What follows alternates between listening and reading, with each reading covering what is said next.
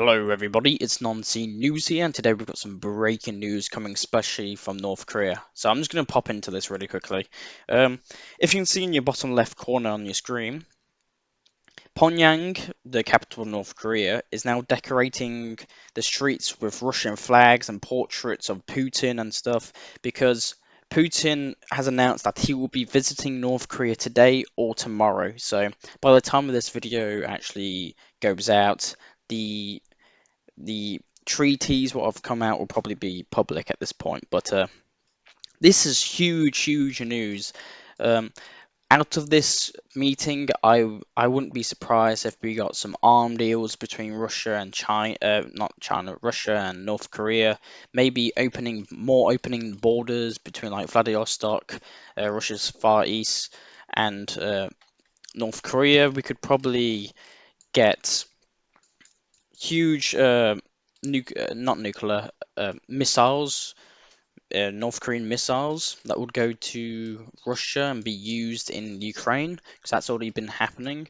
But this is a huge development and a big step forward between the relations between Russia and North Korea. So this will definitely we can definitely see that South Korea and Asian countries will sanction Russia even more, and other countries around the sphere will actually sanction Russia even more and North Korea. But this is this is a very good treaty for Putin and North Korea, Kim Jong Un, because North Korea's actually been very interested in Russian jets and technology. So I wouldn't be surprised if Russia hands over some technology like how to make SG-34s and modern day jets, like fourth gen jets and maybe fifth gens, in return for like artillery shells and like missiles, so they can use in like huge artillery shells and huge missiles that can probably turn the tide of the Ukrainian war,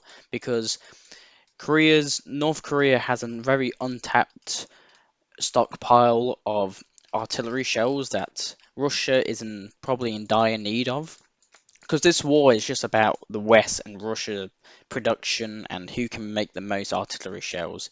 So it's a war of attrition, and North Korea would be a massive boom to Russia. So this is a treaty, this is a state visit that can probably change the future between Russia and North Korea. I'd go that far to say. So I wouldn't be surprised the outcomes. I'm just going to list the outcomes that I think. This can be completely wrong, but I wouldn't be surprised if a security pact comes into place, like a defensive kind of alliance between North Korea and Russia. Maybe armaments deals between like artillery shells, and maybe Russia can provide technology or like food or like something.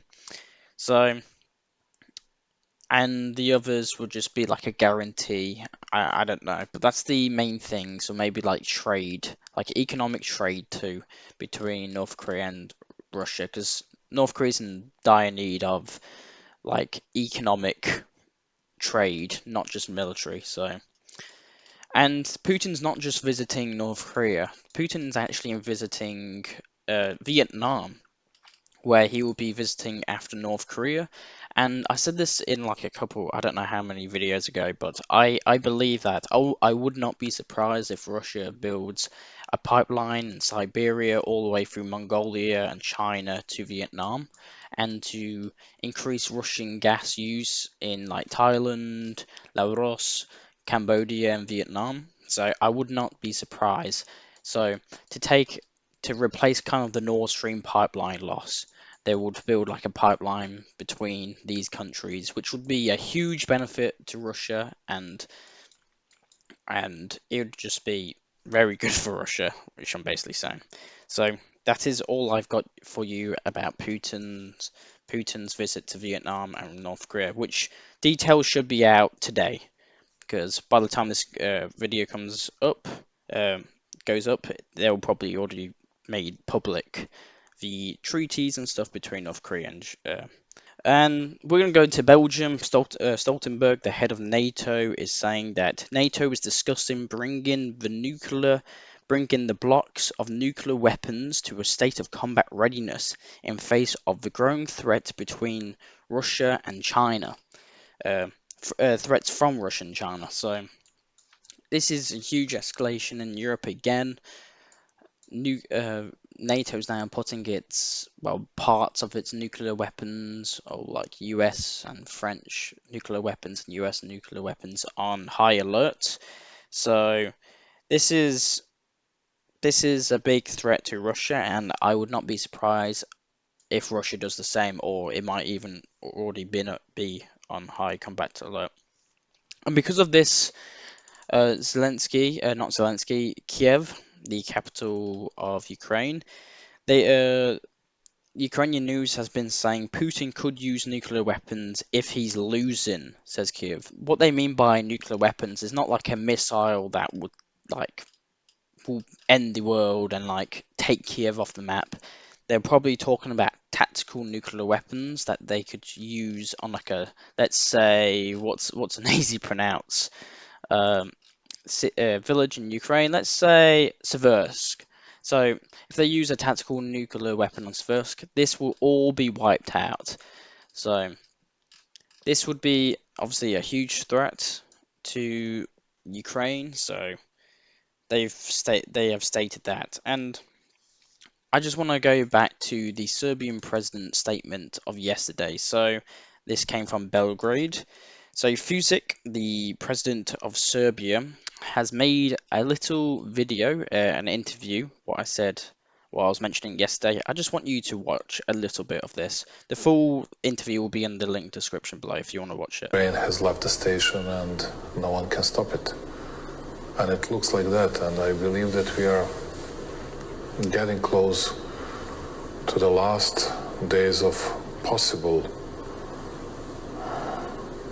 rethinking and reconsidering of everything that is happening in Ukraine. If those big powers don't do anything in a short period of time, yes, I'm pretty much certain that we'll face a real disaster.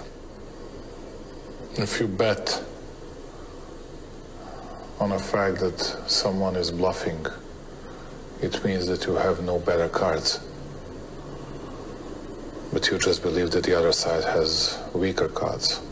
And you're not sure about it because you don't know and you didn't see his or their cards. Everybody is speaking only about war. Nobody wants to reach the peace. Nobody speaks about peace. Peace is almost a forbidden word. How close are we now to a third world war, a confrontation? I cannot say a third world war, but a big confrontation, how far we are. I believe that we are not far away from it. Not more than 3-4 months. And there is a danger to happen even before that. Where do you stand in this whole insanity?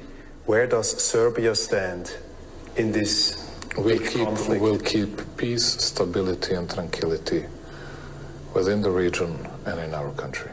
So, very interesting news coming from the Serbian president. Obviously, if you heard, he said we are 3 to 4 months away from a possible big confrontation between Russia and NATO, and he says that Serbia has been preparing for this too. So, and let's just move to Switzerland, and Austria has actually stated something about the Swiss the conference thing. He said, Austria said without the Russian Federation actually joining the meeting, it will be impossible to achieve a peaceful resolution of the conflict in Ukraine, said the Austrian Chancellor of Karl Nehammer in an interview with Austrian newspapers. So this is what he said, and we got some news coming from the Red Sea, and we've obviously the Houthis have been very active lately.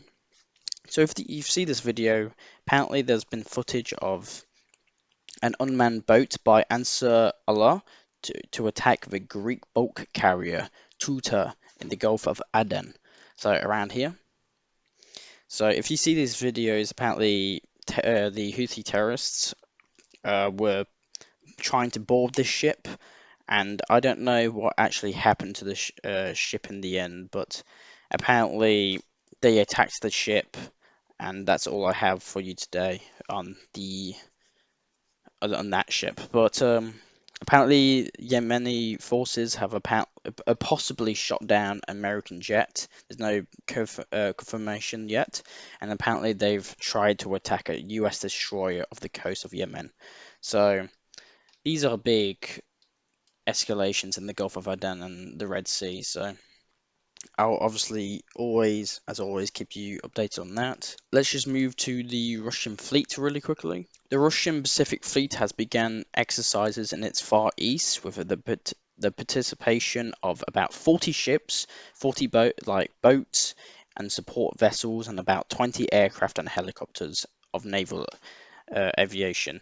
So Russia's not just active in its Mediterranean fleet and the Black Sea fleet, it's very active in the Pacific fleet too. So if you see here, they've been just sailing around, testing their weapons, and see the combat readiness, sorry, of these ships. So very interesting. And we got some news coming today by the Russian Ministry of Defense. Apparently, Russia has received a new batch of Su-34s. They didn't say the exact amount; they just said batch. So this could mean 4, 5. So, the Russian military defense has said our aerospace forces need as many of these aircraft as possible. So these Su-34s are fighter bombers of the Russian aerospace forces. So these are the ones that drop the guided, no, not really guided, but they're kind of guided, but they glide bombs. They glide FAB bombs that like destroy massive Ukrainian buildings. So more of these that Russia makes, the better the outcome will be in the Russian favor in the front line. So Russia is obviously increasing a huge amount of this production of these Su-34s. So very interesting. We got news about T-62 modifications. If you see this, like the turtle tank, if you've ever seen the turtle tank, it's just like a T-90 but with huge amounts of armor on it. And this is kind of an example, but this is called the monstrous T-62 mod. So this is just a T-62 but with huge amount of armor. So this would be a very hard tank to destroy. So the Russians seem to be actually taking this like stance in tank warfare. They seem to be just putting a lot more armor on their tanks. And apparently, the armed forces of Ukraine have actually captured one of these turtle tanks. But this is actually what a turtle tank looks like. If you see here, it's like a massive tank. It's a tank with a huge amount of armor on it, and the Ukrainian forces have apparently captured it. And the last kind of news are coming from the United States. Donald Trump, the first presidential debates of 2024 will be at June 27 in Atlanta. So it will be moderated by the CNN Jake Tapper. So this is very interesting news. The first presidential debates in the US is now starting. So I have a big feeling that Joe Biden might collapse under Donald Trump's force. So very, very interesting. And the last news coming today is from Malaysia. So Malaysia will soon begin the official process of joining BRICS, said the country's prime minister. So very, very interesting. And that's all I have for you today. I hope you like these videos. I am Non-Scene News. I'll try and give you the daily non-scene news that happen every day. So thank you very much for watching. Please like and subscribe. And I hope all of you have a very lovely day. Thank you very much for watching, and see ya.